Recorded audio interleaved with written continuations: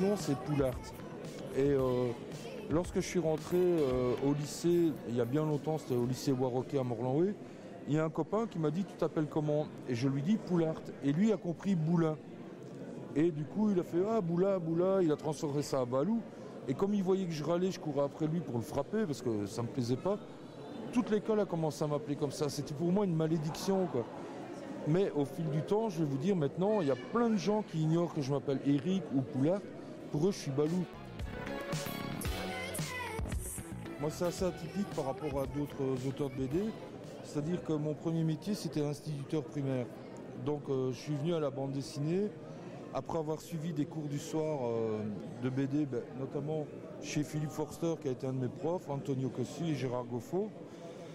Et comment je vais dire, la passion a pris le pas sur le métier, c'est-à-dire que au début, j'allais au cours pour, comme d'autres vont à la pêche, au football, etc. Et nos profs nous disaient, bien après, pourquoi tu laisses pas tomber ton boulot de prof pour faire que ça? Je dis, ouais, mais je vais vivre de quoi? Bon, finalement, j'ai écouté leurs conseils. J'aurais peut-être dû rester prof, quoi, au niveau du salaire du moins. Mais par contre, je suis très heureux parce que je vis ma passion à fond, quoi. Moi, les collectionneurs me fascinent parce que je suis aussi un peu collectionneur, notamment de Simpson. J'ai des centaines de figurines. De bandes dessinées, comme tous les amateurs, j'en ai des tonnes. Et en fait, quand on parle avec les gens, on se rend compte qu'on collectionne de tout. Et moi, en me documentant, je me suis aperçu qu'il y a des collections complètement improbables auxquelles on ne penserait pas. Genre, vous voyez, le couple de mariés qu'on met sur le gâteau de mariage, quoi. Je connais quelqu'un qui en collectionne. Enfin, ça peut être n'importe quoi, les porte-clés, etc.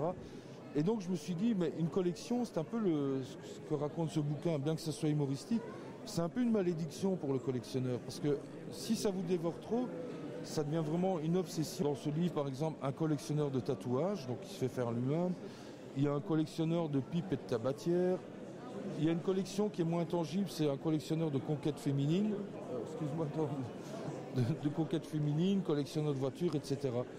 Mais comme j'ai un petit côté humour noir, moi ça se finit toujours, comment je veux dire, avec un grincement de dents, quoi. On peut dire que c'est un peu votre marque de fabrique? Oui, parce que non seulement sur cet album, mais j'ai fait dans le temps une série qui s'appelait John Doe. Donc là, avec un seul dessinateur, on a fait 3 albums. C'était normalement, ça devait être assez sinistre, c'est l'histoire d'un tueur à gages. Et finalement, moi, comme je suis plutôt humoristique, je vais dire dans l'âme, j'ai réussi à tourner ça pour que justement ça soit très réaliste au niveau du dessin, mais avec des situations complètement gaguesques. J'aime bien prendre les gens en contre-pied, quoi.